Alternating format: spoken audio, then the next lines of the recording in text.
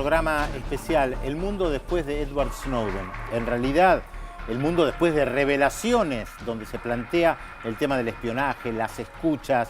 Y con José Nathanson vamos a tratar de analizar a través de informes e invitados qué significa esto más allá de la persona, la cuestión del espionaje a gobiernos, a líderes políticos y podríamos decir a cada uno de nosotros. Sí, a ciudadanos, Efectivamente. básicamente a ciudadanos, porque vos sabés, Pedro, que hasta las revelaciones de Snowden, hasta que Snowden, que era, recordemos, un agente de la NSA, de la Agencia Nacional de Seguridad de Estados Unidos, hasta que Snowden obtiene esos documentos y decide filtrarlos, muchos sospechábamos, había rumores, había versiones, había algunas pruebas, algunos indicios de hasta dónde llegaba esa verdadera máquina de vigilancia, esa máquina de espiar que funciona, que opera a nivel global. A partir de Snowden tomamos verdadera conciencia del alcance total, del alcance global de esta máquina del espionaje. Además, este programa que hacemos tiene una particularidad, dos invitados de lujo que justamente nos van a permitir analizar cada uno de los hechos porque son dos expertos en el tema.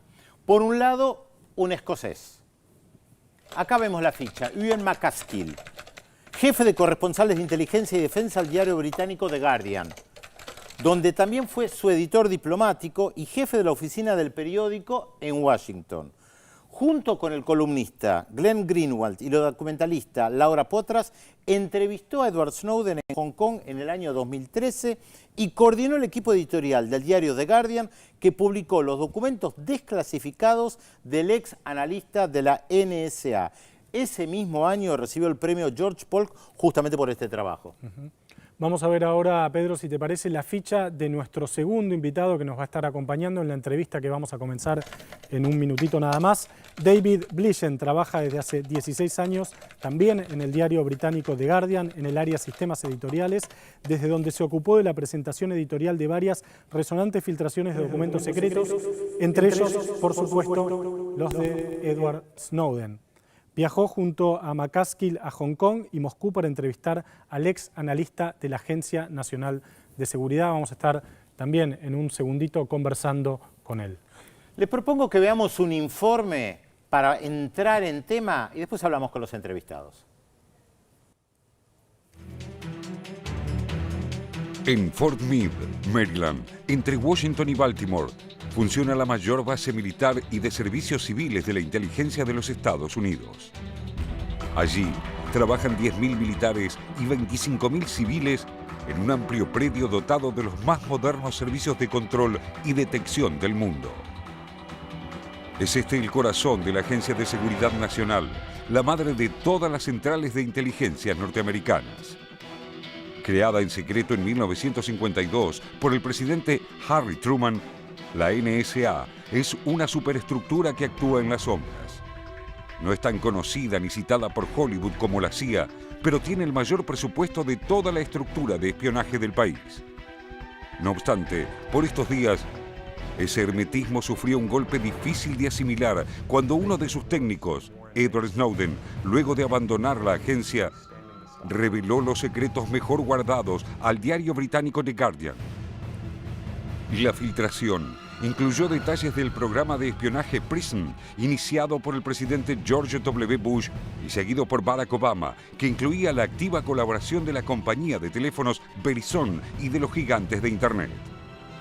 La colaboración significa la vigilancia de millones de ciudadanos en Estados Unidos, Europa y América Latina, y la recolección de unas 50 toneladas diarias de material clasificado.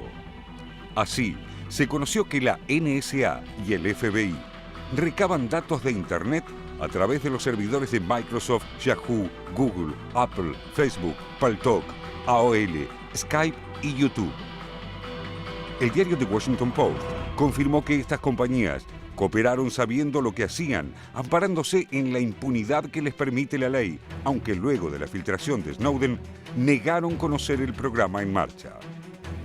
Las revelaciones impactaron tan fuerte en la sociedad estadounidense que pronto afectaron la imagen de Obama, si bien el mandatario admitió su existencia y buscó minimizarla. Según se sabe, el primer programa de espionaje a los ciudadanos se inició en 2006. Consistía en espiar todas las llamadas telefónicas que se efectúan a través de la compañía Verizon dentro de Estados Unidos y las que se hacían hacia el exterior. El PRISM fue puesto en marcha con posterioridad, en 2008, y es más completo. Incluye la recolección y el seguimiento de todos los datos enviados por Internet, desde correos electrónicos, fotos, videos y chats, hasta redes sociales y tarjetas de crédito.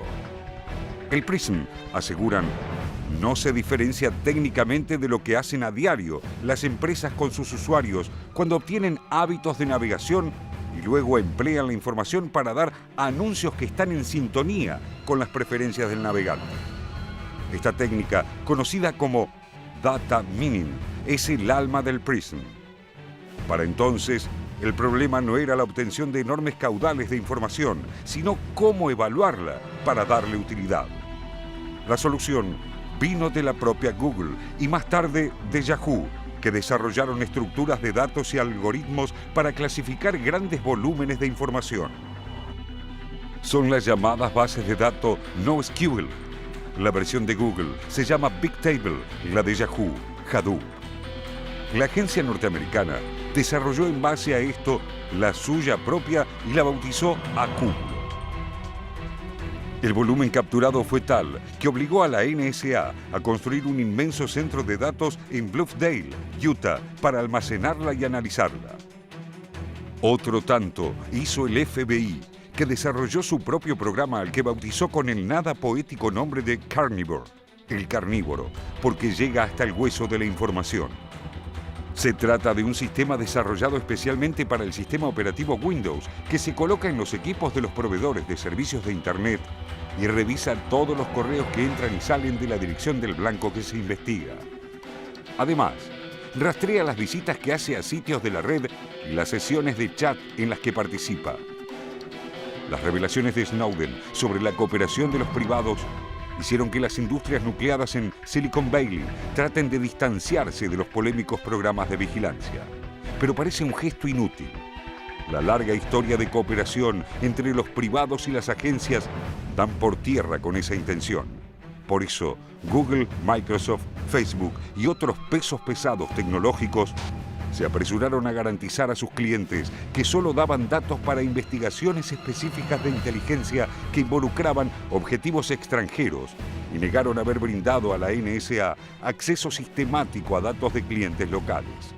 Pero lo cierto es que el escándalo, los espías y sus programas más o menos secretos, así como la colaboración de las grandes empresas de la web, no hicieron más que confirmar aquel viejo dicho de los cibernautas. Si no pagas por el servicio, entonces eres parte del producto.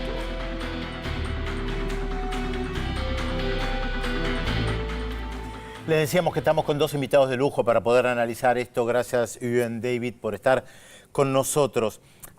A veces a nosotros mismos como periodistas nos cuesta entender la magnitud del problema. ¿Por qué es esto tan importante? Uno de los problemas con esto es que uno no puede ver la privacidad. Es algo invisible. La gente piensa que no es importante y se despreocupa. La importancia de las revelaciones de Snowden es que mostraron la escala de la vigilancia por parte de los gobiernos estadounidense y británico. Porque en los últimos 20 años, Internet les dio a los servicios de inteligencia británicos y estadounidenses poderes de un alcance inimaginable.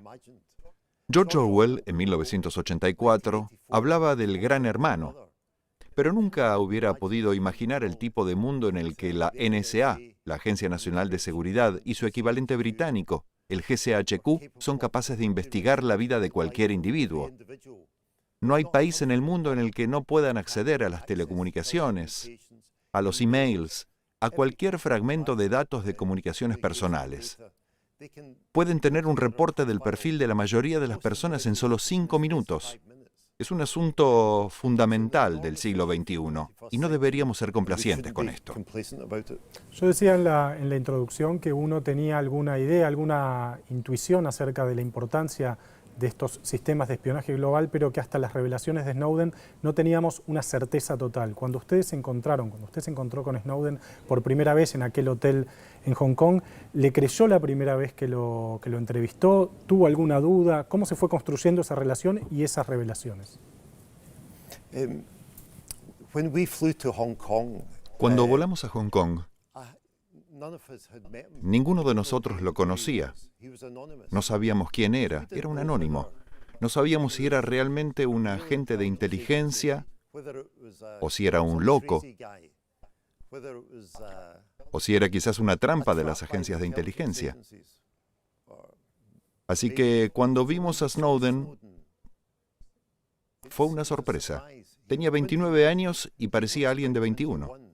Y cuando empezó a contarnos la historia de su vida, que había ingresado en la NSA, que trabajó para la CIA en Ginebra, para la NSA en Japón, y cuando volvió a Estados Unidos, trabajó para la NSA en Hawái, nos sonó todo muy fantasioso. No parecía real. Y nos tomó cierto tiempo persuadirnos de que lo que estaba diciendo era cierto. Él había traído a Hong Kong una valija llena de documentos, porque sabía que iba a necesitar convencernos. En esa valija estaban su licencia de conducir, su carnet de seguridad social, su identificación de la CIA, y también trajo algunos documentos para que los pudiéramos revisar. Después de horas y horas de entrevistas, me contacté con el editor de The Guardian y le dije, me parece que esto va en serio. Habíamos acordado un código. Yo le dije que si me parecía que era cierto, iba a decirle que la Guinness era buena. Y si me parecía que no, le iba a decir la Guinness es mala. Y le dije que la Guinness estaba muy buena.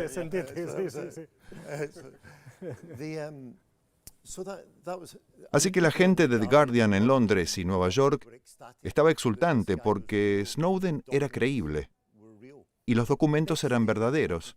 Pero al día siguiente hablé con Snowden de nuevo y él me dijo, por cierto, no te lo había mencionado, pero yo me formé con las fuerzas especiales estadounidenses. Quería ir a combatir a Irak. Y entonces por un momento pensé, no, me equivoqué. Este tipo está loco. Cree que hizo todo esto, Japón, Ginebra, Hawái, y ahora encima también que se entrenó para las fuerzas especiales estadounidenses. Entonces me contó que cuando estaba entrenando con las fuerzas especiales estadounidenses se quebró las dos piernas. Y yo pensé, este tipo es un demente. Ahora, David, desde el punto de vista tecnológico, ¿hay un salto cualitativo en las revelaciones de Snowden? Mi trabajo en Hong Kong era ayudar a Ewen para que las comunicaciones fueran seguras. Y también enviar después el video de la entrevista a Nueva York y al Reino Unido. Creo que incluso el personal técnico estaba asombrado por la escala de lo que revelaban los documentos. Pienso que visualizamos por primera vez la potencia del monitoreo en Internet, qué tanto pueden encontrar y extraer de allí. Así que sí, los técnicos estábamos sorprendidos por la escala del asunto. Y es interesante porque yo me pregunto también lo político y lo social y lo tecnológico, ¿no? O sea, ¿de qué sirve toda esta información si uno la tiene almacenada? Y tal vez te preguntaría, David, también, porque al fin y al cabo esto no puede frenar procesos sociales. ¿De qué les sirve tener toda esta información acumulada?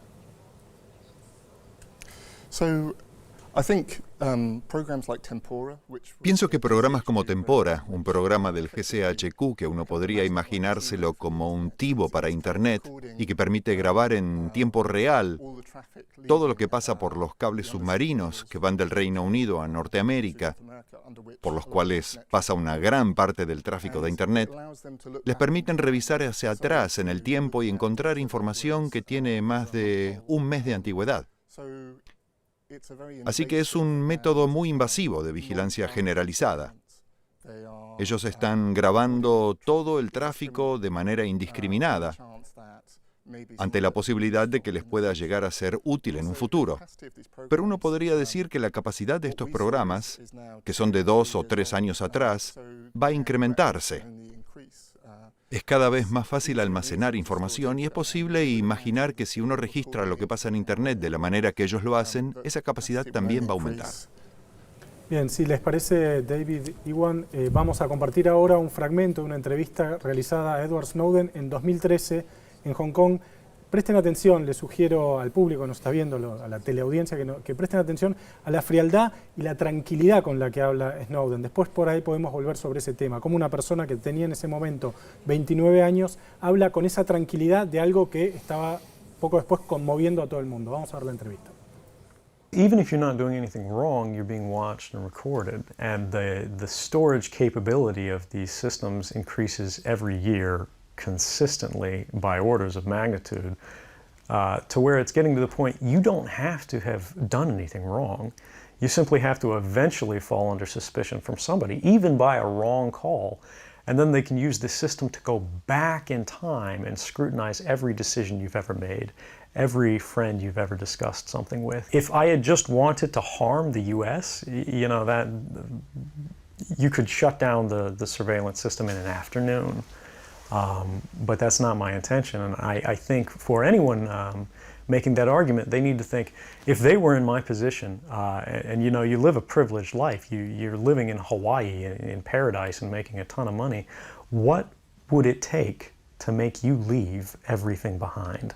You can't come forward against the world's most powerful intelligence agencies and be completely free from risk, because they're such powerful adversaries that no one can meaningfully oppose them. If they want to get you, they'll get you in time. But at the same time, you have to make a determination about what it is that's important to you. I could be, you know, rendered by the CIA. I could have people come after me, or any of their third-party partners. You know, they work closely with a number of other nations.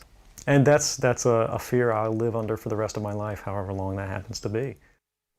Bien, ahí estaba Snowden comentando cómo era el sistema, cómo era su vida y cómo era el sistema también de interceptación de datos. Pedro, es la entrevista a la que vos te referiste al principio, una de las primeras entrevistas que se le realizaron a Snowden. Vos lo mencionabas en la apertura del programa, y por ahí la pregunta que le quería formular a Ewan es si en ese momento él se quedó sorprendido por esta tranquilidad, esta posibilidad casi técnica, ¿no? Esta forma casi técnica con la que Snowden estaba contando esta revelación que poco después estaría conmoviendo al mundo.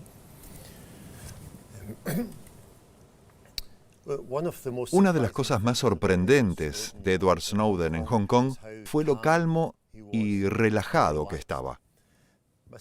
Con Glenn y Laura pasamos casi sin dormir por 10 días. Pero Snowden se iba a dormir a eso de las 21 o 22 y dormía de un tirón hasta la mañana siguiente. Estaba muy tranquilo. Y todo el tiempo decía en la entrevista que tenía miedo de que en cualquier momento la CIA tirara abajo la puerta y se lo llevara. Pero a pesar de eso, conservó la calma y dormía bien.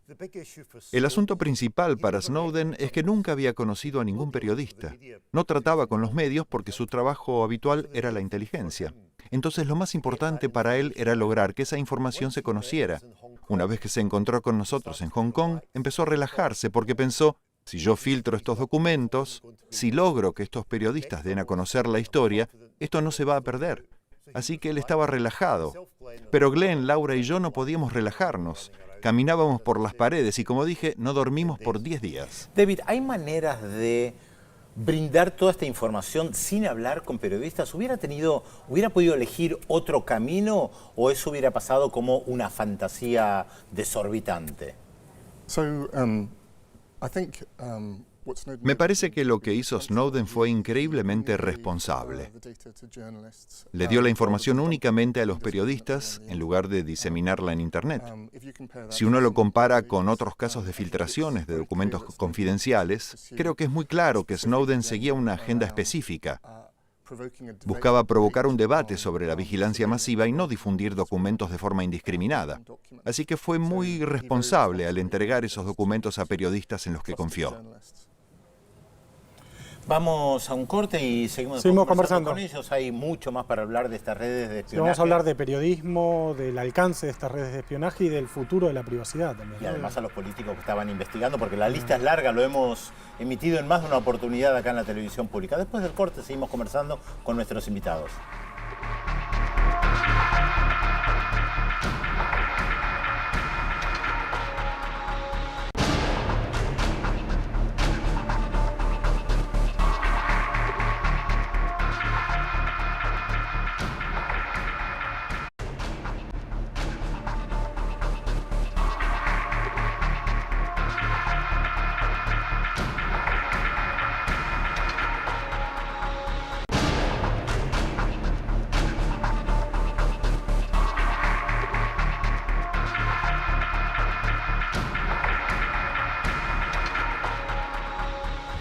Estamos en este programa especial sobre el mundo después de Edward Snowden.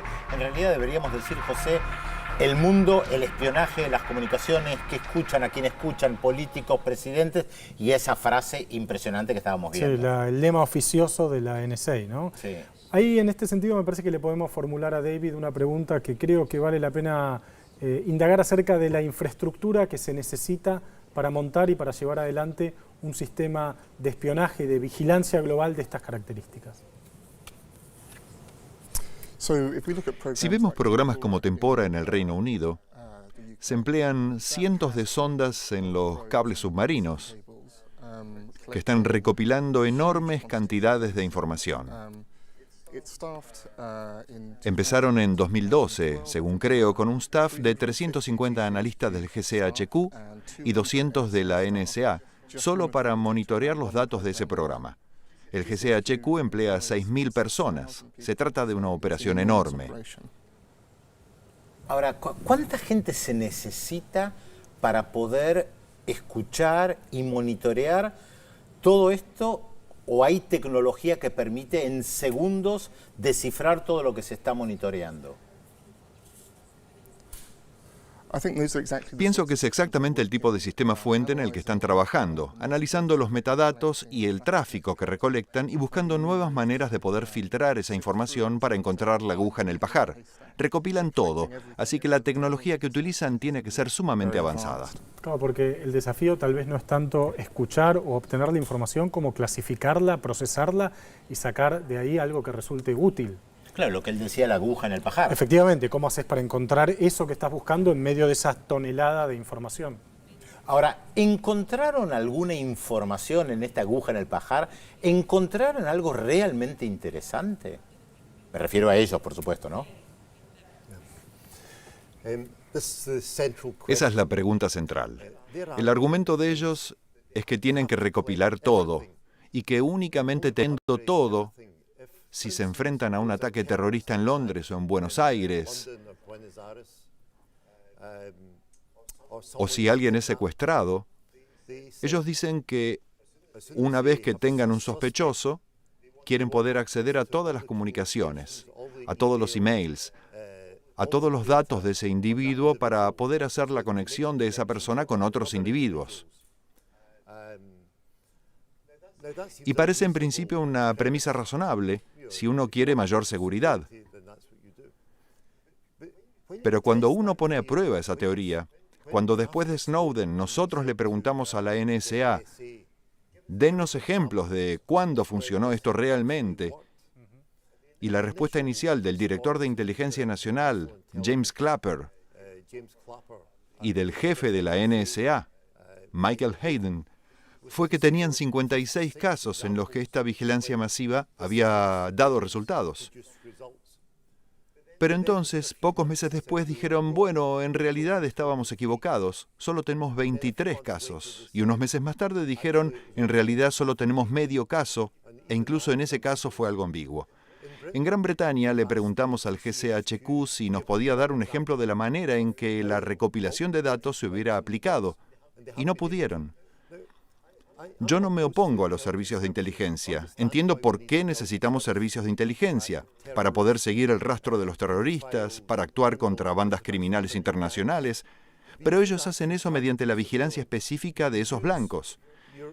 en la mayor parte de los casos, saben quiénes están detrás de los ataques terroristas, quiénes son las bandas de delincuentes, porque se escuchan sus comunicaciones.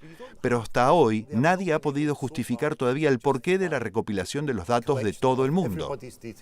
Ahora, Iwan, estos sistemas de vigilancia generalizada, digamos, que no van a buscar una cuestión puntual, sino que espían a todo el mundo a ver si pueden sacar algo en limpio de todo eso, tienen una eficacia, como usted decía recién, limitada, porque los casos en los cuales se comprueba que se sacó algo en limpio y que se obtuvo una información realmente relevante son escasos. Ahora, ¿por qué siguen existiendo estas agencias que se dedican a estos espionajes generalizados? ¿Y cuál es su autonomía respecto del gobierno, respecto del presidente, respecto del poder político? ¿Con qué autonomía se mueven?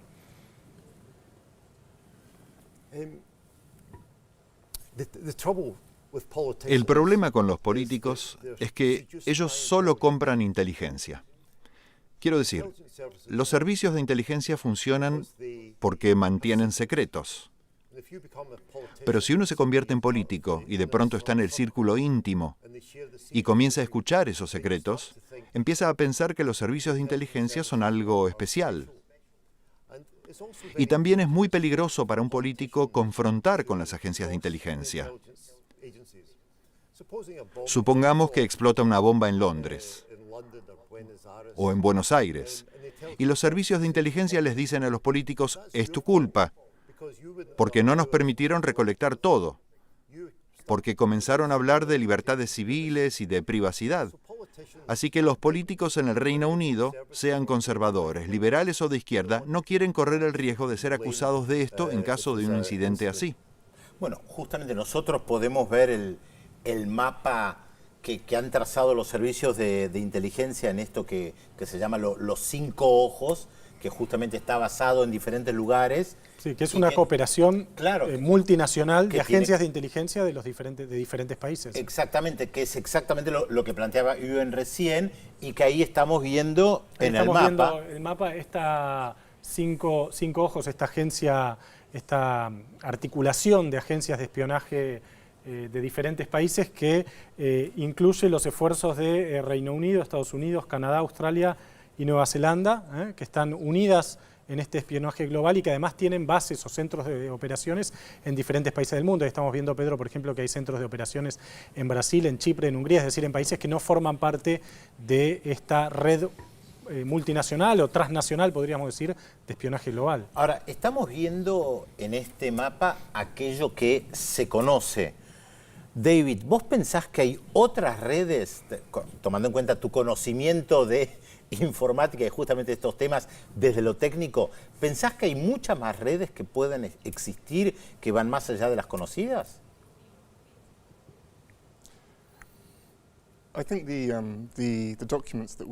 Creo que los documentos que hemos visto ya tienen algunos años y sería totalmente razonable pensar que las redes de vigilancia están creciendo. Hay distintos debates acerca de si esto es adecuado o no, pero pienso que no se puede frenar el avance de estas redes de vigilancia y que van a ser cada vez más invasivas. Después de Snowden, las agencias de inteligencia dijeron que The Guardian y otros que informaron sobre esto ayudaron a los terroristas y que a causa de eso habían perdido hasta un 30% de sus capacidades en áreas que mantenían bajo vigilancia y que ahora se habían vuelto opacas. Esas capacidades se revelaron en los últimos 2 años y medio y son mucho mejores ahora de lo que eran antes. No pueden decirnos esto, ya que ahora tienen herramientas más sofisticadas y mejores que las que tenían antes. Ahora, qué interesante que plantea esto respecto a los periodistas, porque antes hablábamos de los políticos puestos contra la pared, que nadie quiere plantear, bueno, a ver si pasa algo y es por culpa ¿de mía. quién es la responsabilidad? ¿De quién es la responsabilidad? Ahora son los periodistas. Y también los periodistas que pueden estar involucrados acosándolos o acosándonos y poniéndonos contra la pared en este tema. Sí, vamos a estar hablando de este tema en el próximo bloque, pero una pregunta que le quería formular a Iwan, que me parece que vale la pena también pensar, porque es más allá de los sistemas de vigilancia global que espían a todo el mundo todo el tiempo, también las revelaciones de Snowden nos demostraron que, por ejemplo, la Agencia de Seguridad Nacional de Estados Unidos espiaba a líderes, incluso de países aliados, en cumbres multinacionales, en una famosa cumbre del G20. Esto ya no es un espionaje global, sino que es un espionaje puntual de una persona. ¿Cuál fue el impacto y cómo analizan ustedes esta situación? It had a huge impact. Esto tuvo un impacto enorme y quizás se pueda entender por qué Estados Unidos y Gran Bretaña espían a China o Rusia. Pero el shock fue que también espiaban a países que se pensaba que eran amigos o aliados. El mayor impacto fue cuando se enteraron que la NSA estaba espiando, hackeando el teléfono de la canciller alemana, Angela Merkel. Y hubo una indignación general en Alemania y de parte de Angela Merkel por el hecho de que quienes se pensaba que eran amigos la espiaran de esa forma. Y esto se aplica a otros miembros del G20. Hubo un escándalo en Brasil y la presidenta brasileña canceló su visita de Estado a la Casa Blanca. Hubo un escándalo en Australia, uno de los miembros de la red Five Eyes, porque se supo que le estaban hackeando el teléfono móvil al presidente de Indonesia, a su esposa, a su familia y a todo su círculo íntimo. Así que no hay fronteras para esto. Incluso la gente amiga está bajo vigilancia. Después de la pausa seguimos conversando acá con nuestros invitados. No apaguen los teléfonos, no se preocupen, ni los metan en el freezer para evitar que nadie los escuche porque los siguen escuchando igual. Después de la pausa seguimos.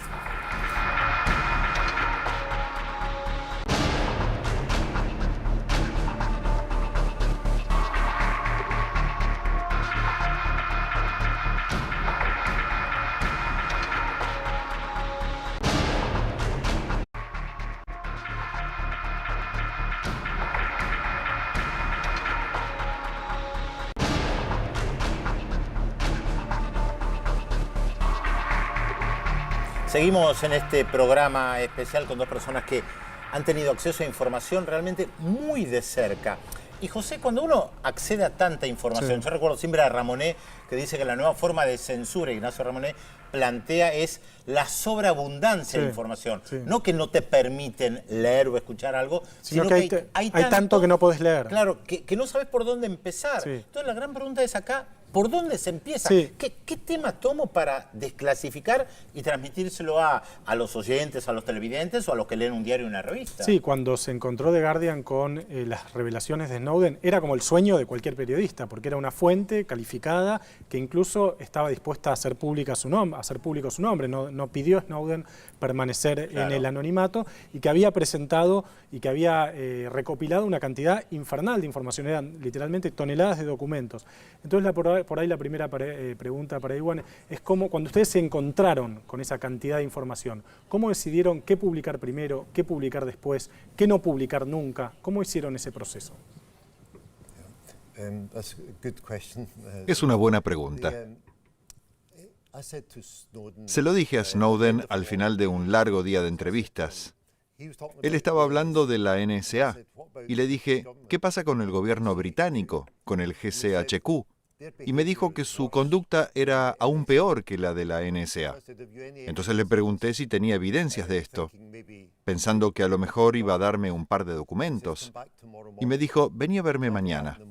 Al día siguiente fui a verlo y me dio un pendrive con 60.000 documentos. Y algunos de los documentos tenían hasta 2.000 páginas de largo. Snowden y el editor de The Guardian, Alan Rusbridger, argumentaron que nosotros estábamos interesados en el debate constitucional sobre privacidad versus seguridad, privacidad versus vigilancia. Había muchísimos documentos sobre cuestiones operativas, espionaje a Rusia, a los talibán en Afganistán, o sobre eventos en Medio Oriente y en diversas partes del mundo, detalles operativos. Ni Snowden ni el editor de The Guardian querían reportar sobre detalles operacionales, así que publicamos menos del 1% de los documentos que tenemos. Ahora, ¿cómo hacía Snowden para tener tanta información si nosotros estamos diciendo que en realidad se necesita una infraestructura gigantesca para acumular todo esto? Y ustedes nos cuentan que Snowden decía, vengan mañana y les daba 60.000 documentos. ¿Cómo hacía para tener tanto? Dentro de las cosas que ustedes nos pueden revelar, por supuesto.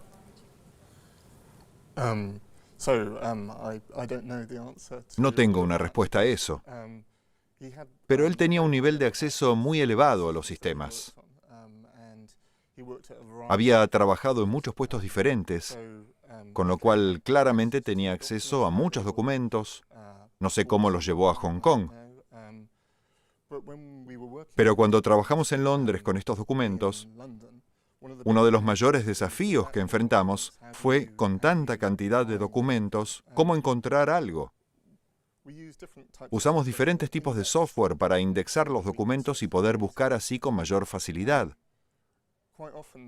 Con mucha frecuencia, los documentos que más información aportaban eran presentaciones de PowerPoint utilizadas por las diversas agencias para informarse entre sí acerca de los programas a su cargo, lo que también fue muy útil para los periodistas. Pero sobre cómo pudo acceder Snowden a todos estos documentos, habría que preguntárselo a él.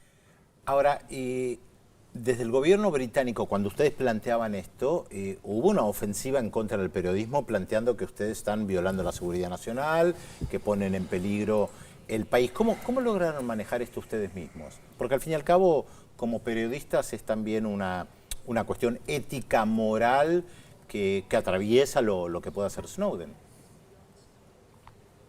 A los dos la pregunta, por supuesto.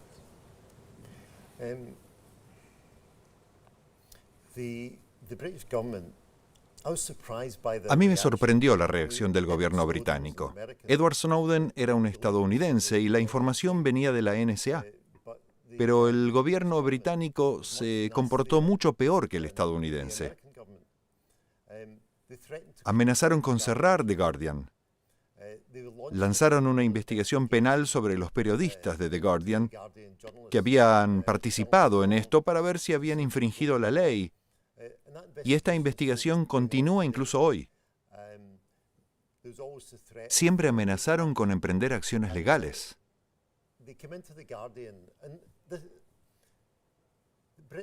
Gran Bretaña es una tierra que es la imagen de la libertad de prensa, de la libertad de expresión. Y ellos vinieron al Guardian y ordenaron que las computadoras y todos los equipos utilizados para informar sobre los documentos de Snowden sean destruidos. David estuvo allí, yo estaba en New York. Podemos, si les parece, ver el video en donde se muestra, vos de hecho estabas en el momento en el cual fueron destruidos, obviamente por orden del gobierno británico, las computadoras y los discos duros que contenían la información que fue filtrada en su momento por Snowden. Ahí estamos viendo cómo fue aquel episodio en Londres. Esto parece increíble, surrealista Sí, o están algo con que... taladros destruyendo de manera literal la información, Claro. digamos, ¿no? ¿Cómo te sentiste, David? No podía sentirme bien al destruir todos los equipos y la información con la que habíamos trabajado tanto tiempo. Pero era necesario, porque la alternativa era que nos iniciaran acciones legales y nos persiguieran, y me parece que eso nos hubiera impedido informar. El hecho es que ellos sabían en ese momento que toda esa información ya estaba en otros lugares, incluso antes de que se empezara a destruir esto.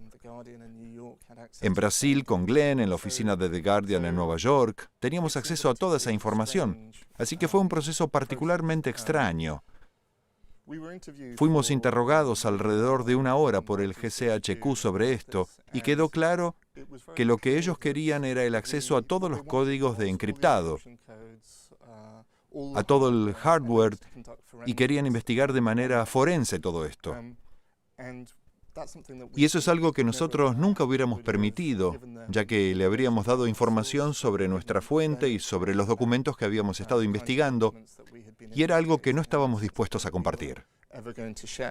Ahora, cualquier película mala Sí. de Hollywood muestra que efectivamente la información se guarda en diferentes lugares, sí. Entonces esto tiene un efecto político. Sí, esto hay una pregunta que me interesa formularles en este sentido por ahí para Iwan, que es, The Guardian es un diario importante de Gran Bretaña, los dos, aclaremos, trabajan para The Guardian, es un diario importante de Gran Bretaña, tiene mucho prestigio, tiene muchos años, pero no forma parte de un grupo mediático gigantesco, digamos. Los recursos con los que contaba The Guardian cuando se encontró con el caso Snowden, ¿fueron suficientes para llevarlo adelante? Porque ustedes se aliaron con The Washington Post en Estados Unidos, ¿verdad?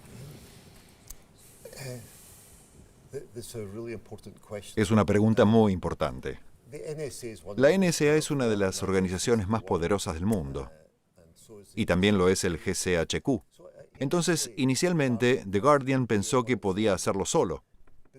Pero incluso para un diario como The Guardian, que tiene un buen staff y buenos recursos, era necesario hacer una alianza o establecer un consorcio con otros diarios. El periodismo en Gran Bretaña no es algo que esté protegido constitucionalmente de la manera en que lo está en los Estados Unidos. En Estados Unidos los derechos del periodismo están promulgados en la Constitución y no hay manera de que el gobierno estadounidense pueda entrar en las oficinas de The New York Times de la manera en que lo hicieron con The Guardian en Londres. Así que construimos una alianza con The New York Times, otra con Der Spiegel. Glenn trabajó mucho en Brasil también. The Guardian tiene una oficina importante en Australia. Así que fuimos a la Comisión Australiana de Televisión. Y quizás ese sea el futuro, que los periodistas tengan que trabajar juntos, sobre todo cuando tienen que tratar con organizaciones poderosas a las que se puede hacer frente compartiendo información. Nosotros pudimos seguir informando en Estados Unidos gracias a la Constitución estadounidense y no pudimos hacer eso en Gran Bretaña. Me avergüenza como periodista británico que ocurra esto. Sí, es interesante cómo uno puede encontrar brechas a la ley en un lugar y no en otro, claro. Y no en otro, efectivamente. Estamos conversando con dos periodistas realmente de lujo en un programa especial. Después de la pausa seguimos conversando con ellos sobre este tema que es espionaje, política, información. ¿Qué sabemos, qué no sabemos? ¿Cuánto nos escuchan? Todo un tema.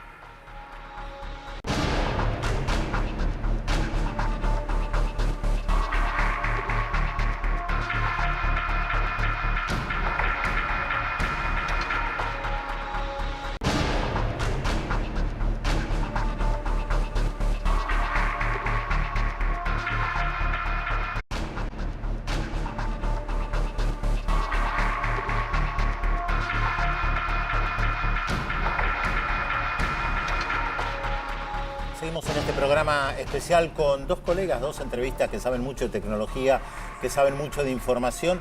Y creo que hay un tema, José, que todos nos planteamos hoy. ¿Cuál es el lugar de Google, Yahoo, Facebook, Twitter, sí, Apple, Microsoft? Todas las grandes empresas que hoy tienen casi el monopolio de la información. Sí, y a las cuales, Pedro, uno les cede voluntariamente esa información, porque cuando uno se forma parte de Facebook, de Twitter, cuando uno busca algo en Google, lo está haciendo de manera voluntaria, ninguna empresa te obliga, es algo que son datos que uno aporta de manera voluntaria. Ahora, más allá de los gobiernos, seguramente mucha de la gente que nos está mirando ahora se preguntará, ¿y a mí qué me afecta usar Facebook, Google, que yo ponga mis fotos personales?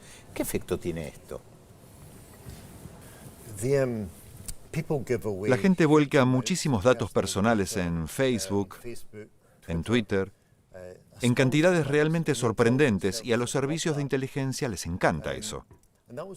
Esa fue una de las grandes revelaciones de Snowden, enterarnos de la relación que existe entre las agencias de inteligencia y las grandes empresas de telecomunicaciones, como Verizon en los Estados Unidos, pero también con las redes sociales y los proveedores de Internet. La gente no sabía que existían estas conexiones. La gente dice, bueno, como decías, José, uno entrega esta información voluntariamente y sube esta información a Facebook o a Twitter. Así que, ¿por qué uno debería objetar la vigilancia gubernamental? La diferencia es que si uno lo hace voluntariamente, uno toma la decisión de ceder toda esa información, pero que el gobierno la tome no tiene nada de voluntario. Una de las grandes consecuencias de las revelaciones de Snowden fue que todas estas empresas como Microsoft, Apple, Facebook, tuvieron que afrontar este coletazo de parte de los consumidores. Los consumidores están molestos por saber que se entregaron sus datos, por lo que estas empresas ya no cooperan ahora con las agencias de inteligencia de la misma manera que antes. Y hay una gran discusión en los gobiernos de Estados Unidos y Gran Bretaña tratando de forzar a estas compañías a cooperar. El gobierno británico presentó un proyecto de ley 2 semanas atrás para que Facebook, Google y otras empresas en Gran Bretaña se vean obligadas a entregarles esa información. Pero esas compañías están basadas en Estados Unidos. No hay manera de que el gobierno británico pueda forzarlas a cooperar si no lo hace el gobierno estadounidense. Así que este es un gran problema. Justamente hace un par de días la Agencia Nacional de Seguridad de Estados Unidos anunció que va a ir cancelando, va a ir desactivando estos programas de vigilancia masiva y que va a ir hacia una estrategia de capturar targets, digamos, blancos más específicos, a buscar blancos más específicos.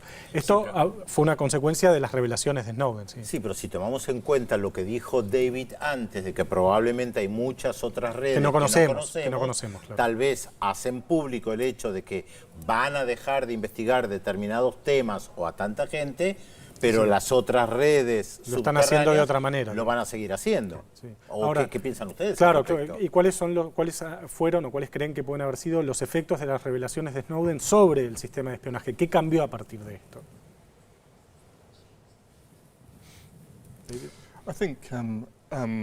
Me parece que más empresas están intentando implementar sistemas de encriptado. La idea es que puedan brindar servicios sin conocer los contenidos.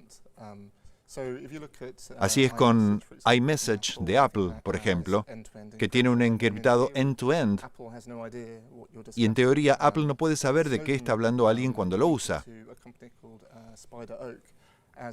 Snowden mencionó una compañía, Spider Oak, que también tendría este tipo de sistema. Tiene un servicio similar al de Dropbox, pero no hay manera de que ellos sepan qué es lo que uno está almacenando o enviando. Y así debería ser en realidad. Uno puede brindar un servicio, pero no debería poder manejar o tener acceso a los datos de sus clientes. Me parece que sería saludable también para las compañías.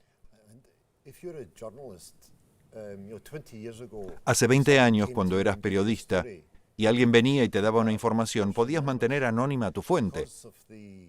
Con los poderes que tenemos hoy, es casi imposible preservar el anonimato de las fuentes. Así que la única forma de trabajar es que los periodistas aprendan a emplear la encriptación y a manejar diferentes herramientas para proteger a sus fuentes. O volver a los métodos de hace 20 años atrás, como decías, o hace 30 años.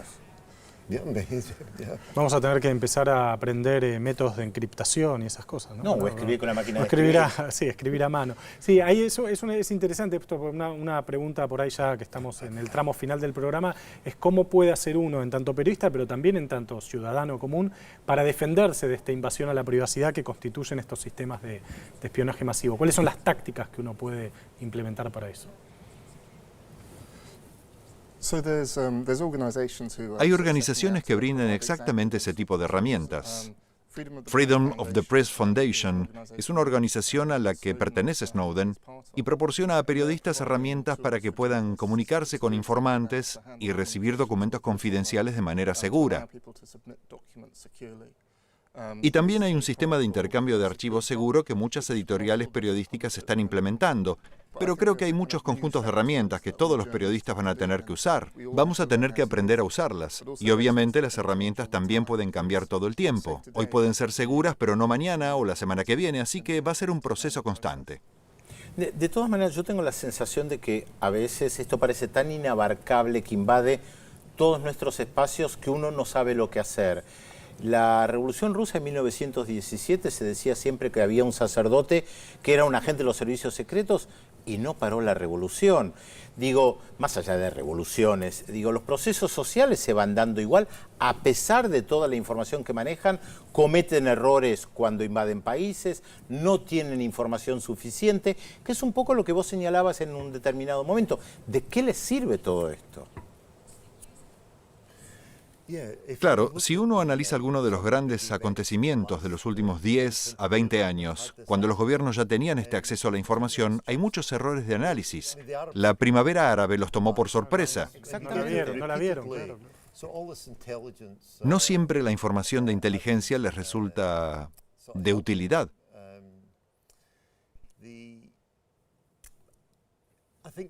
Creo que es obligación de los servicios de inteligencia explicar a la opinión pública por qué se necesita una vigilancia masiva, y no la han hecho todavía. O sea, podemos prestar atención, pero tampoco entrar en pánico, porque como decía Viven, los procesos sociales, como el caso de las revueltas árabes, tampoco las pudieron prever. Eso no las pudieron prever y estuvieron lejísimos de preverla. De hecho, estaban mirando otras cosas y los países árabes estallaron delante de los propios ojos, ¿no? Exactamente. Gracias por haber estado con nosotros, por el tiempo de ustedes. Y como ven, hay mucha información que está circulando, se nos meten por todos lados, pero tampoco hay que seguir viviendo. Hay que seguir viviendo. Cerca de nosotros, no entrar en pánico. Gracias por acompañarnos. Gracias a ustedes otra vez. Gracias.